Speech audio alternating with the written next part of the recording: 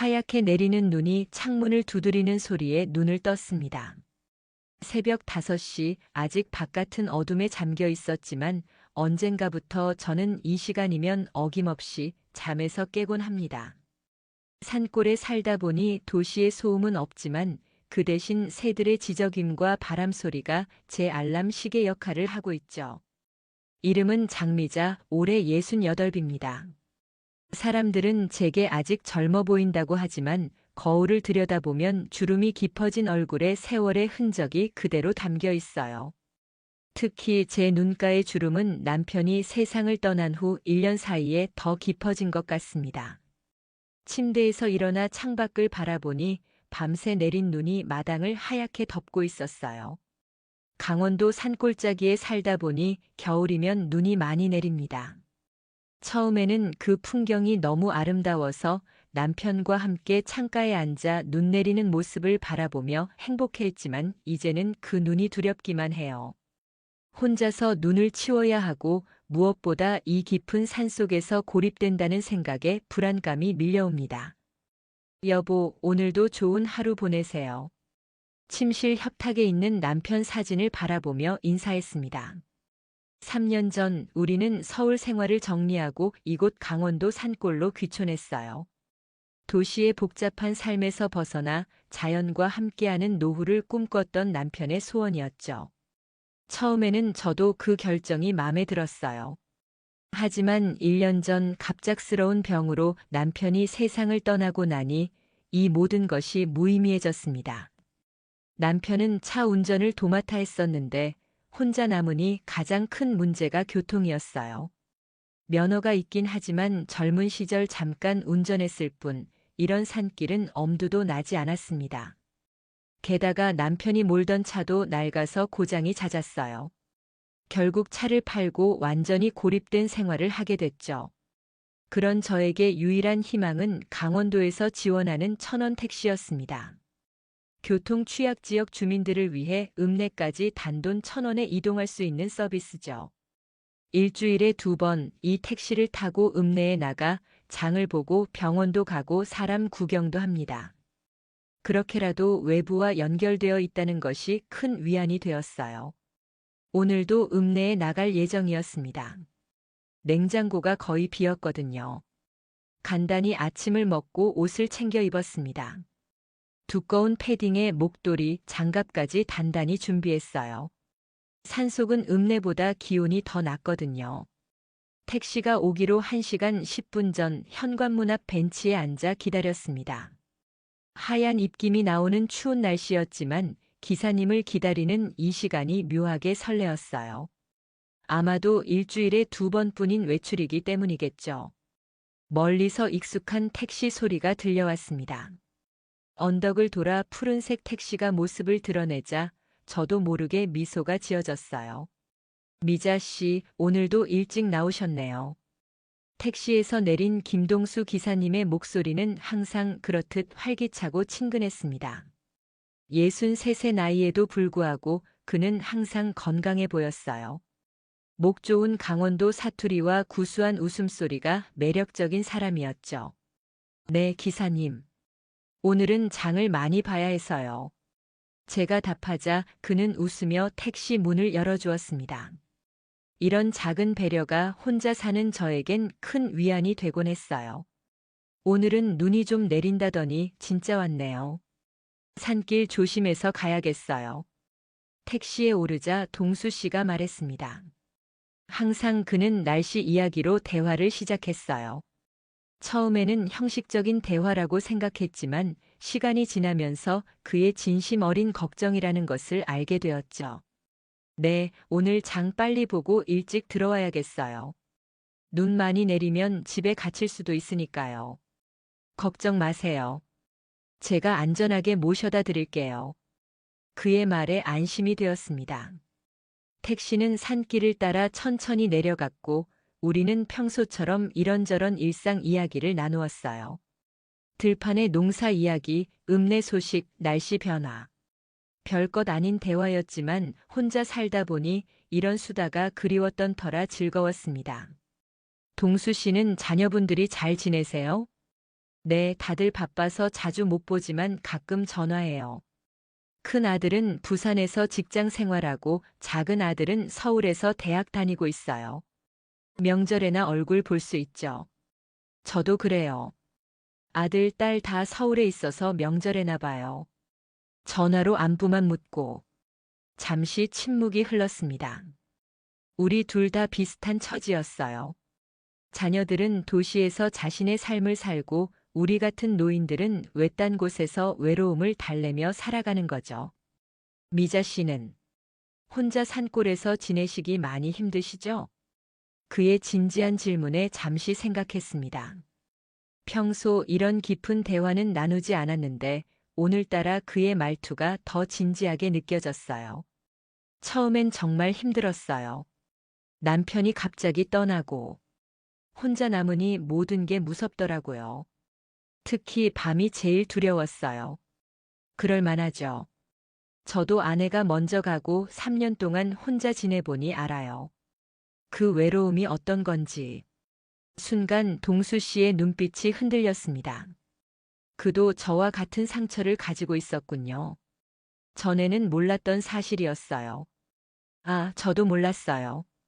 동수 씨도 혼자셨군요. 네, 5년 전에 아내가 암으로 떠났어요. 그 후로 혼자예요.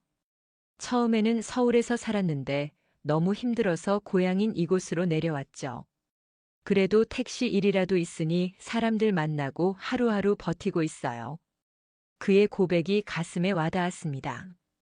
우리는 서로 다른 길을 걸어왔지만 결국 같은 상처를 안고 이 산골에서 만난 거였어요.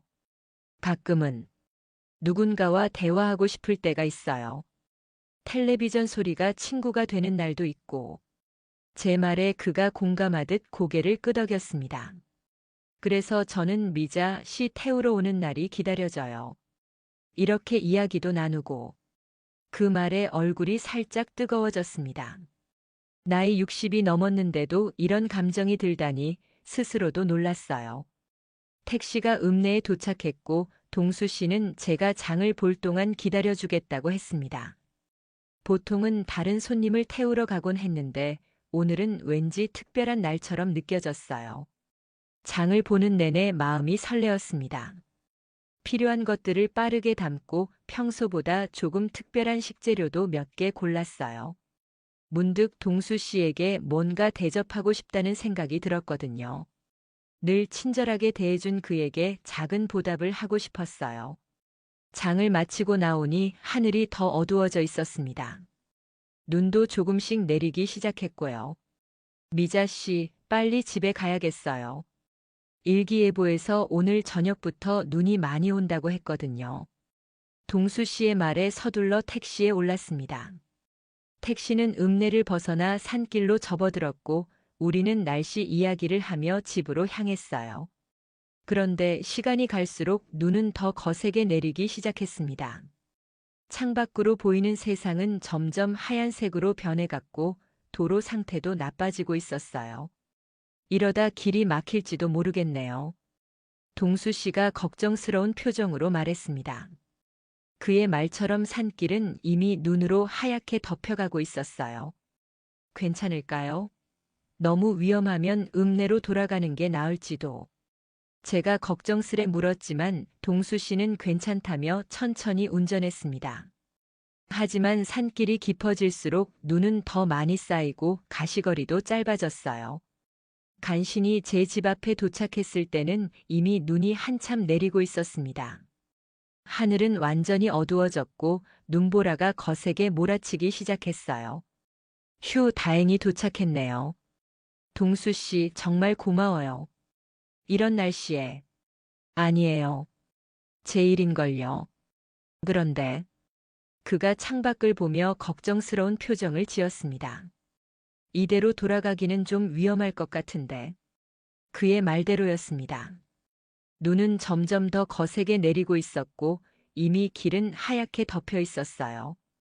산길을 다시 내려가는 것은 너무 위험해 보였습니다. 그럼 잠시 집에서 쉬었다 가세요. 눈이 좀 그치면 돌아가시는 게 좋겠어요. 제 제안에 동수 씨는 망설이는 듯 했지만 결국 고개를 끄덕였습니다. 사실 저도 낯선 남자를 집에 들이는 것이 조금 불안했지만 이런 날씨에 그를 돌려보낼 수는 없었어요. 잠시만요. 정말 죄송합니다. 방해가 될까봐. 아니에요. 이런 날씨에 무리하면 안 돼요. 들어오세요. 우리는 함께 집으로 들어갔습니다. 현관문을 열고 들어서자 따뜻한 온기가 우리를 맞이했어요. 아침에 난로에 불을 지펴놓은 덕분에 집안은 포근했습니다. 여기 앉으세요. 따뜻한 차라도 드릴게요. 소파를 가리키며 말했습니다. 동수 씨는 어색한 듯 조심스럽게 앉았어요. 분명 그도 이런 상황이 처음이고 어색할 테니까요. 부엌으로 가서 주전자에 물을 올리고 차를 준비했습니다. 창밖을 보니 눈은 점점 더 거세게 내리고 있었어요. 이대로라면 오늘 밤 동수 씨가 돌아가기는 어려울 것 같았습니다. 많이 내리네요. 차를 들고 거실로 돌아오며 말했습니다. 네, 이 상태면 산길이 완전히 막힐 수도 있겠어요. 정말 죄송합니다. 이렇게 폐를 끼치다니. 아니에요. 동수 씨 덕분에 무사히 집에 왔는데 제가 더 고마워해야죠. 차를 마시며 우리는 창밖에 눈을 바라보았습니다. 그렇게 1시간, 2시간이 흘렀지만 눈은 그칠 기미가 보이지 않았어요. 오히려 날이 어두워지면서 눈보라는 더 거세졌습니다. 이러다가 동수 씨, 오늘 밤 여기서 자야 할지도 모르겠네요. 걱정스럽게 말하자 그가 당황한 표정을 지었습니다. 아니에요. 그럴 순 없어요. 제가 어떻게든 돌아가야죠. 미자 씨 혼자 계신데. 하지만 현실적으로 이런 날씨에 산길을 운전하는 것은 너무 위험했습니다. 게다가 이미 해가 져서 칠흑같이 어두운 데다 눈까지 내리고 있으니 더욱 위험했죠. 위험해요. 지금 나가면 사고 날 수도 있어요. 괜찮아요. 저도 어른인데 이해해요. 이런 상황에서는 안전이 먼저예요. 제 진지한 말에 동수 씨는 한숨을 쉬었습니다. 정말 죄송해요. 이런 상황이 될 줄은. 괜찮아요. 저녁이나 같이 먹어요. 제가 준비할게요. 어색한 상황을 넘기기 위해 부엌으로 향했습니다. 냉장고를 열어보니 오늘 산 식재료들이 있었어요. 무엇을 만들까 고민하다가 김치찌개를 끓이기로 했습니다. 간단하면서도 추운 날 먹기 좋은 음식이니까요. 재료를 꺼내 준비하는데 동수 씨가 부엌으로 다가왔습니다. 도와드릴게요. 저도 혼자 살다 보니 요리 좀 할 줄 알아요. 그의 제안에 웃음이 나왔습니다. 평소 택시 기사로만 보았던 그가 요리사로 변신하는 모습이 새롭게 느껴졌어요. 그럼 동수 씨는 파 좀 썰어주세요. 우리는 나란히 서서 저녁을 준비했습니다. 동수 씨는 생각보다 솜씨가 좋았어요. 파도 곱게 썰고 김치도 잘 손질했습니다.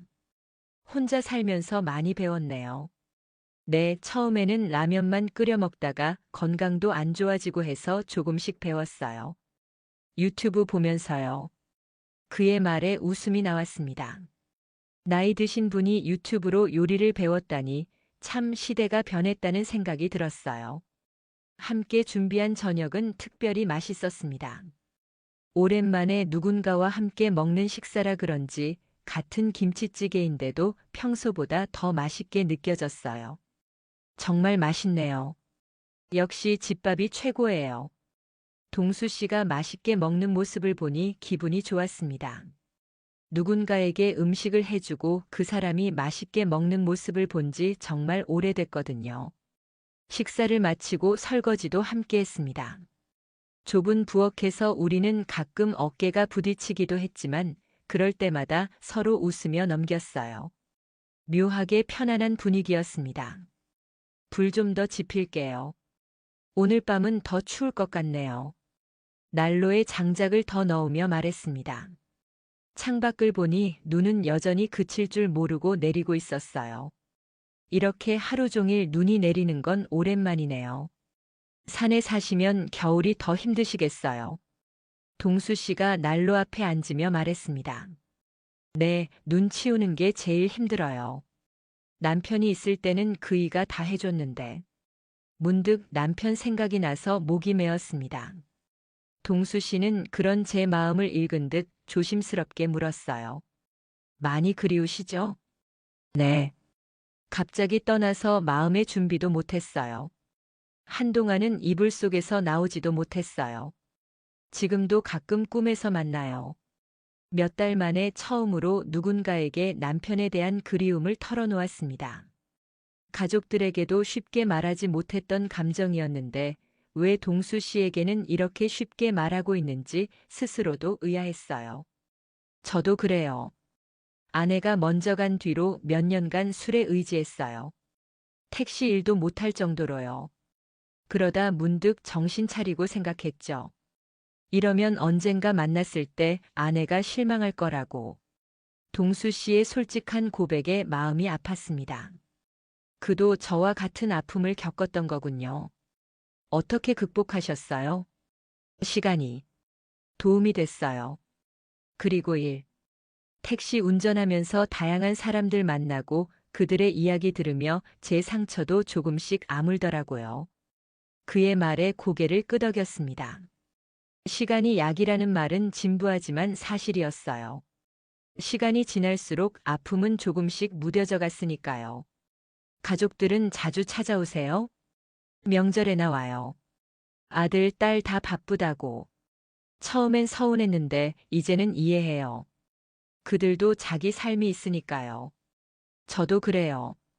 자녀들에게 짐이 되고 싶지 않아서 그냥 잘 지낸다고만 말해요. 사실은 많이 외롭지만 말을 하다 보니 목이 메었습니다. 평소에는 누구에게도 내색하지 않았던 감정들이 오늘따라 솟구쳐 올랐어요. 미안해요. 갑자기 이런 이야기를. 아니에요. 저도 누군가에게 이런 이야기 하고 싶었어요. 가족들에게는 걱정시킬까봐 못하고. 난로의 불빛이 그의 얼굴을 비추었습니다. 주름이 진 얼굴이었지만 따뜻한 눈빛이 인상적이었어요. 처음 보는 표정이었습니다. 택시에서 만날 때는 항상 밝고 활기찬 모습이었는데 지금은 더 깊고 진중한 느낌이었어요. 동수 씨 혹시 차 한 잔 더 하실래요? 자리에서 일어나며 물었습니다. 그가 고개를 끄덕였고 저는 부엌으로 향했어요. 찻잔을 준비하며 문득 가슴이 따뜻해지는 느낌이 들었습니다. 오랜만에 누군가와 진심 어린 대화를 나누는 기분이 좋았어요. 차를 들고 돌아오니 동수 씨는 난로 앞에 앉아 불꽃을 바라보고 있었습니다. 그 모습이 왠지 쓸쓸해 보였어요. 여기요. 차를 건네며 그의 옆에 앉았습니다. 난로의 열기가 따뜻하게 느껴졌어요. 미자 씨 사실 제가 오늘 말씀드릴 게 있었어요. 갑작스러운 그의 말에 놀랐습니다. 네. 미자 씨가 마음에 들었어요. 택시 태우면서 점점 더. 그래서 오늘 퇴근길에 말씀드리려고 했는데 이런 상황이 되어버려서. 그의 고백에 가슴이 두근거렸습니다. 동수 씨가 저를 그렇게 생각하고 있었다니 상상도 못했어요. 저도 동수 씨 만나는 날이 기다려졌어요. 제 입에서 나온 말에 스스로도 놀랐습니다. 평소라면 절대 하지 않았을 고백이었거든요. 하지만 오늘 밤 난로 앞에서 나눈 대화와 함께한 시간이 제 마음을 열게 만든 것 같았어요. 동수 씨의 얼굴에 미소가 번졌습니다. 그 미소가 참 따뜻해 보였어요. 정말요? 제가 너무 큰 기대를 한 건 아닌지 걱정했는데. 아니에요. 저도 느꼈어요. 동수 씨가 차에서 내려줄 때, 짐 들어줄 때, 그 작은 배려들이 마음에 와닿았어요. 말을 하다 보니 얼굴이 뜨거워졌습니다. 나이 60이 넘어 이런 감정을 느끼다니 스스로도 어색했지만 동시에 설레는 마음이 들었어요. 미자 씨, 손 잡아도 될까요? 동수 씨의 조심스러운 물음에 말없이 손을 내밀었습니다. 그의 손이 제 손을 감싸 안았어요. 거칠지만 따뜻한 손이었습니다. 오랜만에 느껴보는 누군가의 온기였어요. 손이 차갑네요. 네. 항상 손이 차가운 편이에요. 제가 따뜻하게 해드릴게요. 그가 제 손을 양손으로 감싸 안았습니다. 그 순간 마음속 깊은 곳에서 무언가가 녹아내리는 느낌이 들었어요. 오랫동안 얼어있던 제 마음이 조금씩 풀어지는 것 같았습니다. 창밖에는 여전히 눈이 내리고 있었어요. 하얀 눈송이들이 창문을 두드리는 소리가 들렸지만 난로 앞에 우리는 따뜻했습니다. 미자 씨, 제가 너무 성급한가요? 아니에요. 우린 이미 충분히 서로를 알아왔잖아요. 몇 개월 동안 매주 만나면서 그의 눈에 안도감이 번졌습니다. 맞아요. 우리는 처음 만난 사이가 아니었어요. 3개월 전부터 일주일에 2번씩 택시 안에서 짧지만 소중한 대화를 나눠왔으니까요. 그 시간 동안 우리는 서로에 대해 조금씩 알아갔던 거예요. 내일 눈이 그치면 어떡할까요? 무심코 나온 제 말에 우리 둘 다 웃음이 터졌습니다. 그 웃음 속에는 내일이면 이 마법 같은 시간이 끝날 것이라는 아쉬움이 담겨 있었어요. 그래도 이제 우리는 택시 안에서만 만날 필요 없겠네요. 동수 씨의 말에 고개를 끄덕였습니다. 그래요. 이제 우리는 새로운 관계의 시작점에 서 있었어요. 시간이 얼마나 흘렀을까요? 난로 앞에서 이런저런 이야기를 나누다 보니 어느새 시계는 밤 11시를 가리키고 있었습니다. 이제 주무실 시간이 된 것 같네요. 동수 씨가 시계를 보며 말했습니다. 네. 그런데 갑자기 어색한 상황이 찾아왔습니다. 이 집에는 방이 2개 있지만 하나는 제 침실이고 다른 하나는 창고로 쓰고 있었거든요. 게다가 난방도 거실과 제 방만 되어 있었어요. 저는 소파에서 자면 돼요. 담요만 있으면 충분해요. 동수 씨가 말했습니다. 그의 배려에 고마웠지만 한편으론 서운한 마음도 들었어요. 아니에요. 방이 따뜻하니까 거기서 주무세요. 제가 소파에서 잘게요. 그건 안 됩니다. 어떻게 주인을 소파에서 재우고 제가 방을 써요. 잠시 침묵이 흘렀습니다. 둘 다 양보하려 하는 상황이 오히려 웃음을 자아냈어요. 그럼 방은 넓으니까 이불 하나 더 깔고 같이 자요. 그냥 옆에 누워만 있는 거예요. 제 제안에 동수 씨는 놀란 듯 했지만 이내 고개를 끄덕였습니다. 네, 그렇게 하겠습니다. 불편하실까봐 걱정됐는데. 괜찮아요. 우리 이제 서로 믿을 수 있잖아요. 침실로 들어가 이불을 하나 더 깔았습니다. 창문 너머로 보이는 눈송이들이 달빛에 반짝였어요. 문득 이 밤이 꿈처럼 느껴졌습니다.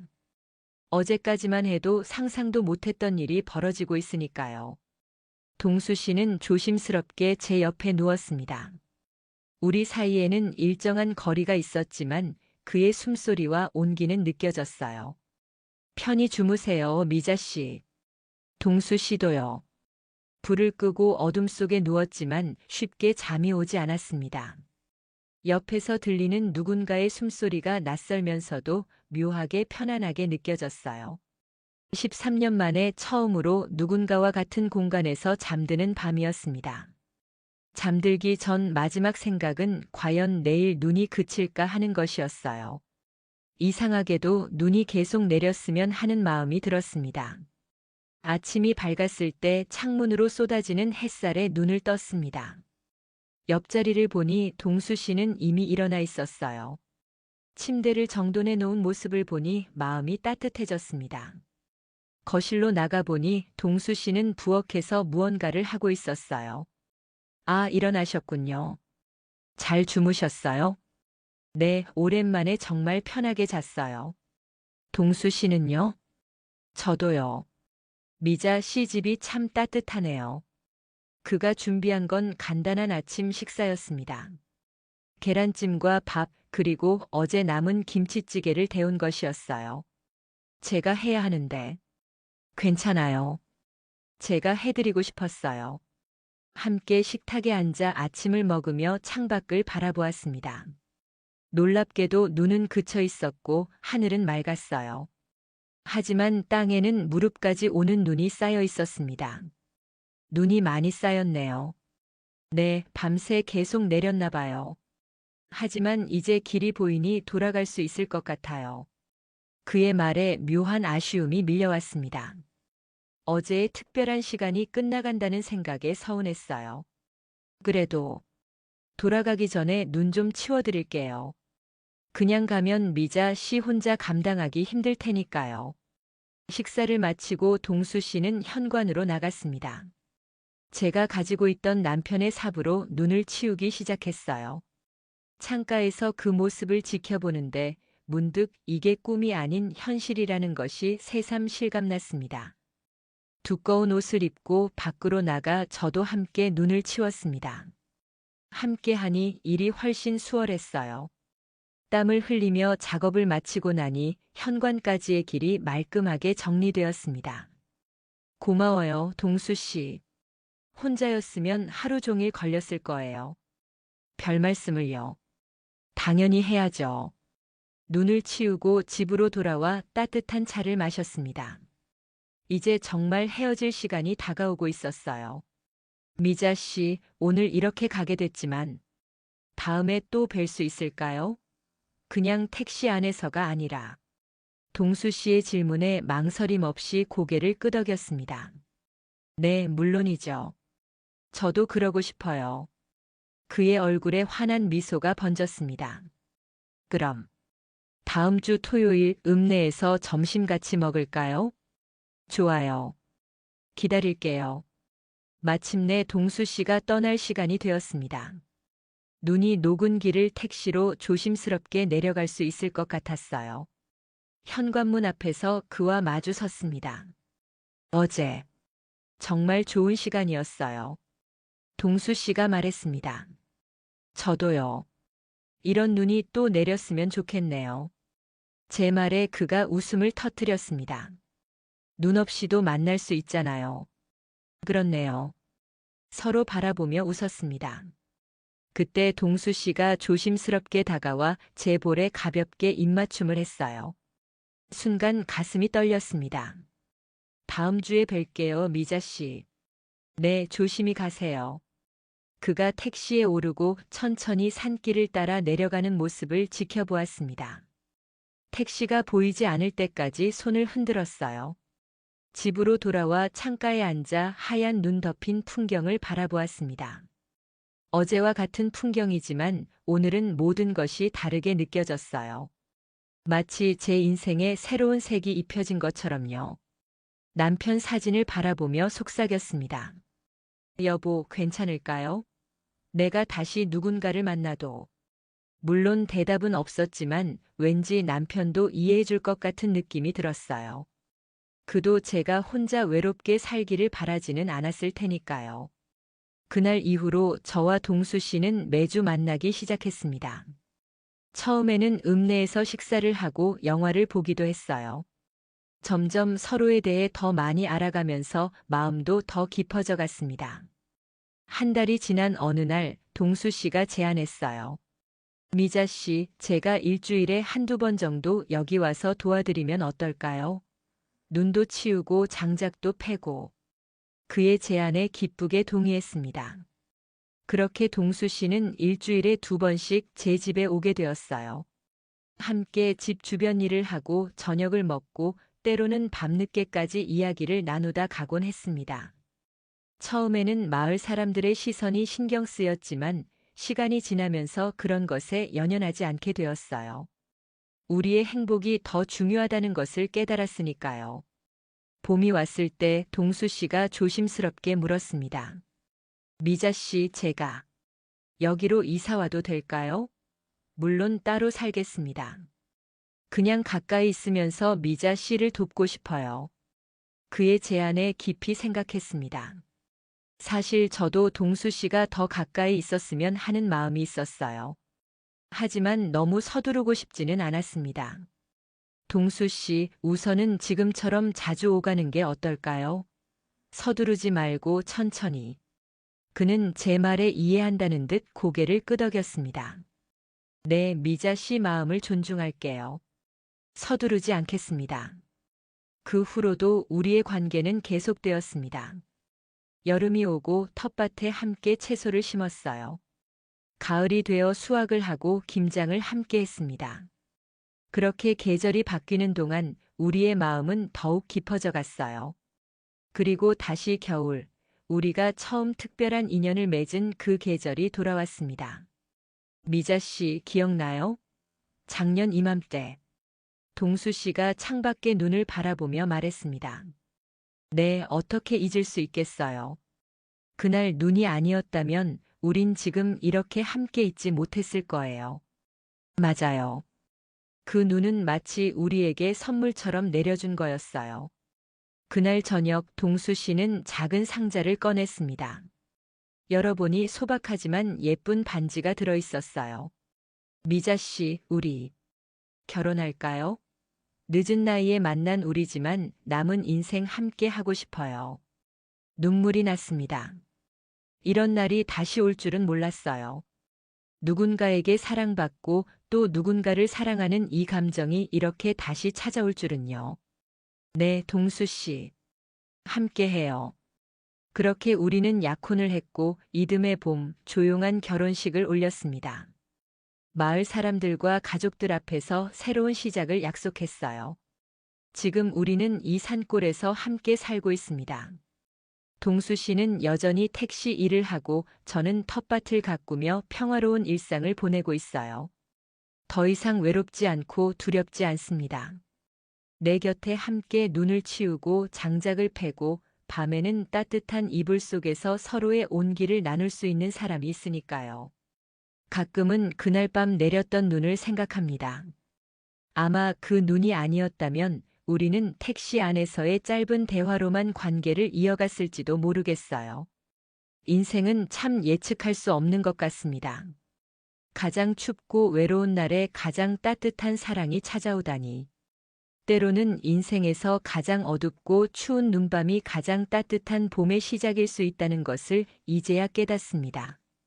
늦은 나이에 만난 사랑이지만 그 사랑은 젊은 시절의 그 어떤 감정보다도 깊고 단단합니다. 이제 더 이상 앞으로의 시간이 두렵지 않아요. 함께 나누는 매일이 소중하고 감사할 뿐입니다. 이야기가 재미있으셨나요?